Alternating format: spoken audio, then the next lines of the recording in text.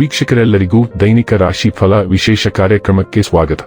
ಇವತ್ತಿನ ಈ ವಿಡಿಯೋದಲ್ಲಿ ನಾವು ವರ್ಷ 2025ರ ಮಾರ್ಚ್ ತಿಂಗಳಿನ 11ನೇ ತಾರೀಕಿನ ದಿನ ಕುಂಭ ರಾಶಿಯ ಫಲಗಳನ್ನು ತಿಳಿದುಕೊಳ್ಳಲಿದ್ದು, ಈ ದಿನ ಕುಂಭ ರಾಶಿಯ ಜಾತಕದವರ ಪಾಲಿಗೆ ಹೇಗೆ ಸಾಬೀತಾಗಲಿವೆ, ಈ ದಿನ ಗ್ರಹ ನಕ್ಷತ್ರಗಳ ಸ್ಥಿತಿಗತಿಗಳೇನು ಮತ್ತು ಇಲ್ಲಿ ಉಂಟಾಗಲಿರುವ ಯೋಗಗಳ್ಯಾವುವು, ಈ ಯೋಗಗಳ ಪ್ರಭಾವ ನಿಮ್ಮ ಮೇಲೆ ಹೇಗೆ ಕಾಣಿಸಿಕೊಳ್ಳಲಿದೆ, ಜೊತೆಗೆ ಈ ದಿನಗಳಂದು ನೀವು ಹೊಂದಿರಬೇಕಾದ ಎಚ್ಚರಿಕೆ ಏನು ಅನ್ನೋದೆಲ್ಲವನ್ನ ವಿಸ್ತಾರ ರೂಪದಲ್ಲಿ ಇಲ್ಲಿ ತಿಳಿದುಕೊಳ್ಳೋಣ. ಮಾಹಿತಿ ತಿಳಿದುಕೊಳ್ಳುವುದಕ್ಕೂ ಮುನ್ನ ನಮ್ಮ ವಿನಂತಿ ಎಂದರೆ, ನೀವಿನ್ನೂ ನಮ್ಮ ಚಾನೆಲ್ ಸಬ್ಸ್ಕ್ರೈಬ್ ಮಾಡಿಲ್ಲವೆಂದರೆ ದಯವಿಟ್ಟು ಈಗಲೇ ನಮ್ಮ ಚಾನೆಲ್ ಅನ್ನು ಸಬ್ಸ್ಕ್ರೈಬ್ ಮಾಡಿ.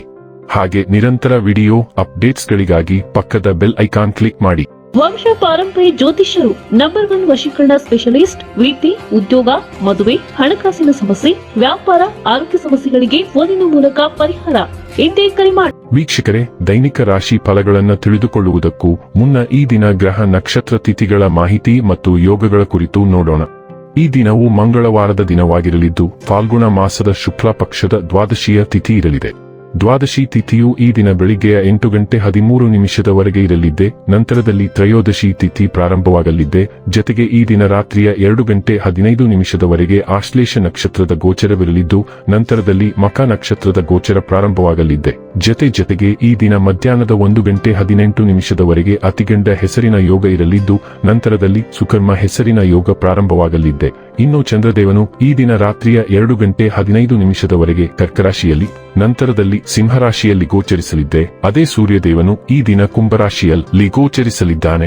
ಇನ್ನು ಈ ದಿನದಂದು ಅಭಿಜಿತ್ ಮುಹೂರ್ತ ಮಧ್ಯಾಹ್ನದ 12:07 ಮಧ್ಯಾಹ್ನದ 12:55 ಇರಲಿದ್ದೆ. ಇದು ಈ ದಿನದ ಗ್ರಹ ನಕ್ಷತ್ರ ತಿಥಿಯ ಕುರಿತಾದ ಮಾಹಿತಿಯಾಗಿದ್ದು, ಇದರ ಆಧಾರದ ಮೇಲೆ ನಿಮ್ಮ ದಿನಚರಿಯಲ್ಲಿಯೂ ಬದಲಾವಣೆ ಕಂಡು ಬರಲಿದೆ. ಇನ್ನು ಈಗ ಈ ದಿನದ ಕುಂಭ ರಾಶಿಯ ಫಲಗಳ ಕುರಿತು ನೋಡುವುದಾದರೆ, ದ್ವೇಷದ ಭಾವನೆ ದುಬಾರಿ ಎನಿಸಬಹುದು. ಇದು ನಿಮ್ಮ ಸಹನೆಯನ್ನು ಕುಂಠಿತಗೊಳಿಸುವುದಷ್ಟೇ ಅಲ್ಲದೆ ನಿಮ್ಮ ವಿವೇಚನಾ ಶಕ್ತಿಯನ್ನು ಕುಂಠಿತಗೊಳಿಸುತ್ತದೆ ಮತ್ತು ಸಂಬಂಧದಲ್ಲಿ ಶಾಶ್ವತ ಬಿರುಕನ್ನು ಸೃಷ್ಟಿಸುತ್ತದೆ. ನೀವು ಹಣಕಾಸಿನ ಲಾಭ ತರುವ ಅದ್ಭುತವಾದ ಹೊಸ ಕಲ್ಪನೆಗಳನ್ನು ಪ್ರಸ್ತುತಪಡಿಸುತ್ತೀರಿ.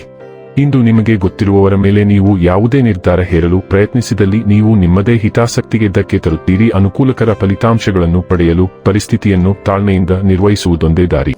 ನಿಮ್ಮ ಪ್ರೀತಿಯ ಕತೆ ಇಂದು ಒಂದು ಹೊಸ ತಿರುವು ತೆಗೆದುಕೊಳ್ಳಬಹುದು. ಇಂದು ನಿಮ್ಮ ಸಂಗಾತಿ ಮದುವೆಯ ಬಗ್ಗೆ ನಿಮ್ಮೊಂದಿಗೆ ಮಾತನಾಡಬಹುದು.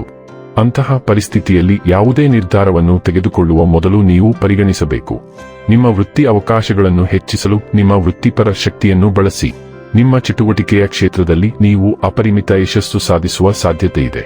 ಮೇಲುಗೈ ಸಾಧಿಸಲು ನಿಮ್ಮ ಎಲ್ಲಾ ಕೌಶಲನ್ನು ಬಳಸಿ.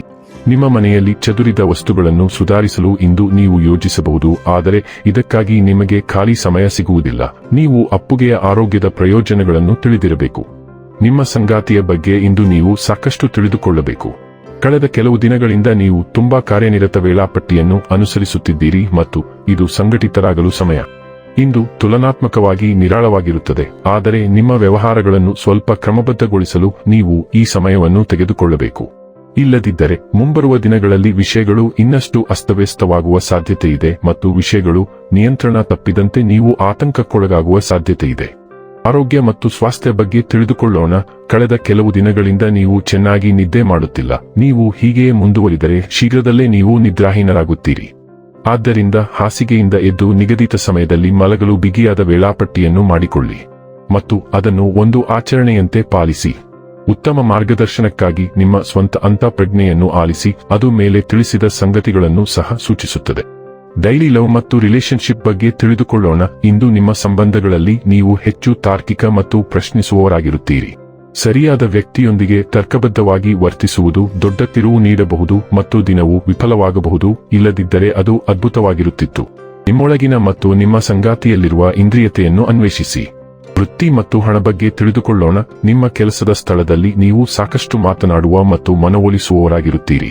ಪಾಲುದಾರಿಕೆ ಮತ್ತು ಸಹಕಾರದಿಂದ ಕೆಲಸಗಳನ್ನು ಪೂರ್ಣಗೊಳಿಸಲು ನಿಮಗೆ ಸಾಧ್ಯವಾಗುತ್ತದೆ.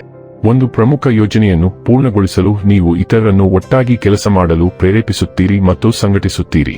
ಈ ಯೋಜನೆಯಲ್ಲಿ ನಿಮ್ಮ ಪಾತ್ರಕ್ಕಾಗಿ ನೀವು ಮೆಚ್ಚುಗೆ ಮತ್ತು ಗೌರವವನ್ನು ಗಳಿಸುವ ಸಾಧ್ಯತೆ ಇದೆ ಮತ್ತು ನಿಮ್ಮ ಹಣಕಾಸು ಕೂಡ ಗಮನಾರ್ಹವಾಗಿ ಆರೋಗ್ಯಕರವಾಗುವ ಸಾಧ್ಯತೆ ಇದೆ.